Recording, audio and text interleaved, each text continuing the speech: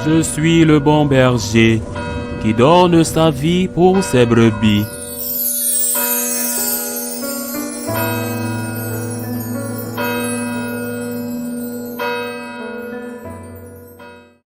En ce temps-là, près de la croix de Jésus, se tenait sa mère et la sœur de sa mère, Marie, femme de Cléophas, et Marie Madeleine. Jésus, voyant sa mère, et près d'elle le disciple qu'il aimait, dit à sa mère, Femme, voici ton fils. Puis il dit au disciple, Voici ta mère. Et à partir de cette heure-là, le disciple l'a pris chez lui. Après cela, sachant que tout désormais était achevé pour que l'écriture s'accomplisse jusqu'au bout, Jésus dit, J'ai soif. Il y avait là un récipient plein d'une boisson vinaigrée.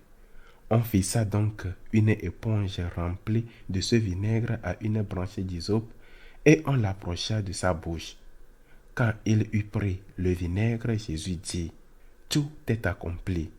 Puis inclinant la tête, il remit l'esprit. Comme c'était le jour de la préparation, c'est-à-dire le vendredi, il ne fallait pas laisser les corps en croix durant le sabbat, d'autant plus que ce sabbat était le grand jour de la Pâque. Aussi les Juifs demandèrent à Pilate qu'on enlève les corps après leur avoir brisé les jambes. Les soldats allèrent donc briser les jambes du premier, puis de l'autre homme crucifié avec Jésus. Quand ils arrivèrent à Jésus, voyant qu'il était déjà mort, ils ne lui brisèrent pas les jambes, mais un des soldats, avec sa lance, lui perça le côté. Et aussitôt, il en sortit du sang et de l'eau. Acclamons la parole de Dieu.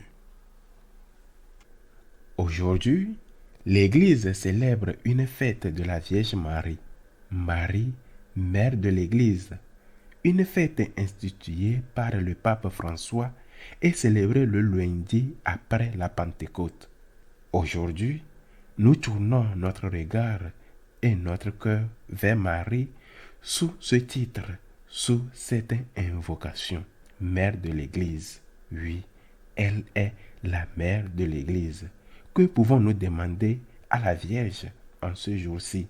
Si elle est mère de l'Église, cela signifie qu'elle veille sur l'Église, sur l'ensemble des baptisés qui, formant l'Église, elle veille sur elle avec un amour de mère. Mais cela signifie aussi qu'elle est un modèle pour l'Église. Une mère ne fait pas seulement protéger, une mère éduque aussi.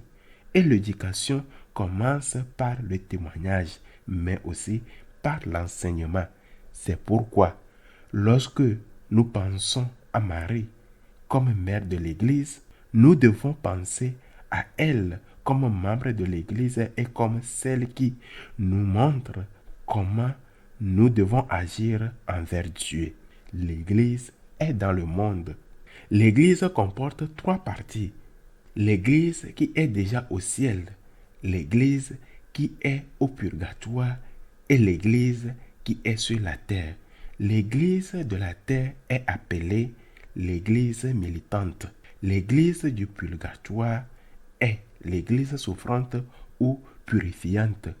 Et l'Église du ciel, déjà sanctifiée, est l'Église glorifiée. Nous nous appartenons à l'Église militante. Marie aussi, pendant un temps, a appartenu à l'Église militante, tout comme les apôtres et tout comme les saints qui sont aujourd'hui au ciel. Comment Marie se comportait-elle?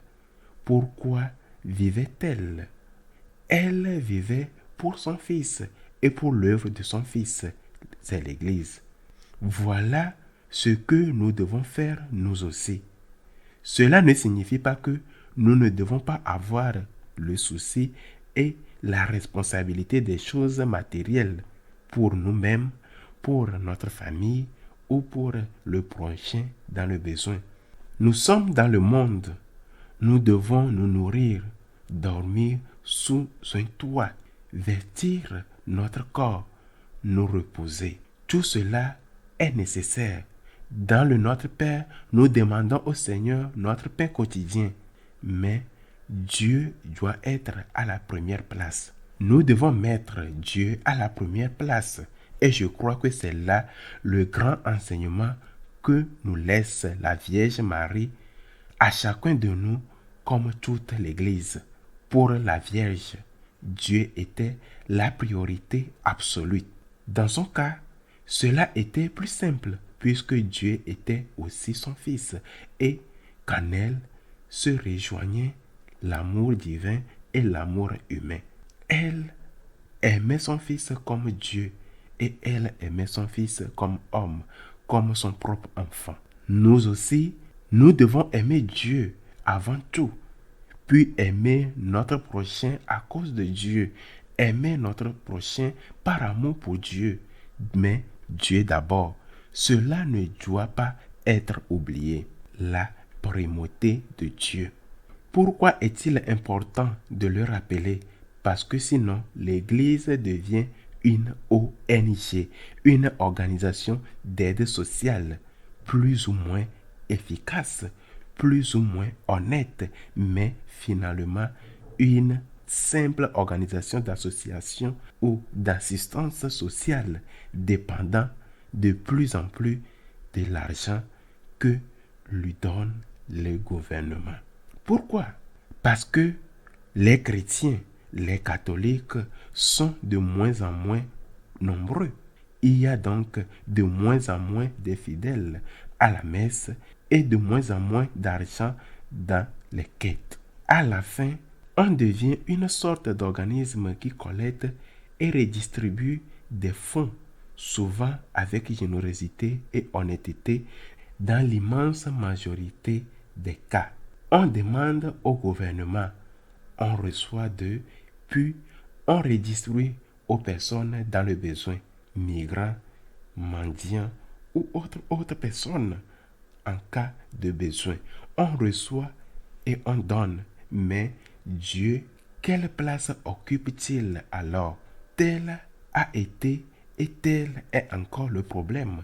Quand on regarde l'histoire, les grands saints qui ont accompli tant de choses pour le prochain, ceux qui ont fondé des écoles pour les enfants des rues, des hôpitaux pour les malades pauvres, les lépreux, des soupes populaires, ceux qui ont parcouru tant de lieux et réussi à relever des régions entières plongées dans la misère, ont toujours commencé par mettre Dieu à la première place. Saint François d'Assise mettait Dieu au centre de sa vie et c'est parce qu'il mettait Dieu au premier plan qu'il a embrassé le lépreux et soigné ses plaies. Camille de Léis mettait Dieu au premier plan et parce qu'il mettait Dieu au premier plan qu'il a soigné les malades. Jean de Dieu, par exemple, faisait de même, Dieu d'abord, puis il prenait soin des cas malheureux considérés comme fous et abandonnés dans les rues de Grenade. Et Jean Bosco n'a-t-il pas lui aussi mis Dieu à la première place et pour Dieu recueillir ses enfants d'ouvriers livrés à eux-mêmes dans les rues de Turin?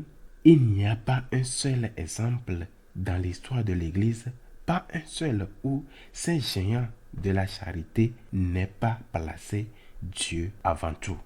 Il suffit de regarder une plus proche de nous, Mère Teresa. Dieu d'abord, et c'est par amour de Dieu qu'elle recueillait les mourants abandonnés dans les rues de Calcutta, déjà dévorés par les rats alors qu'ils étaient encore vivants. C'était par amour de Dieu.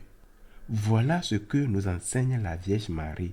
Dieu d'abord. Quand cette primauté de Dieu disparaît, quand le but de l'Église n'est plus de rendre gloire à Dieu, quand sa mission n'est plus de conduire les âmes, les hommes qui ont une âme vers Dieu avant tout, alors il ne reste plus que les œuvres secondaires. Et cela à lui seul n'est pas et ne peut pas durer, car ce n'est plus une organisation sociale efficace et honnête peut-être, mais simplement une organisation sociale. Et cela n'est pas dans l'Église de Jésus-Christ. C'est pourquoi Marie, mère et modèle de l'Église, nous enseigne que Dieu doit toujours venir en première place. Dieu doit venir en premier, et qu'en Dieu se trouve ensuite tout le reste. Qu'il soit ainsi.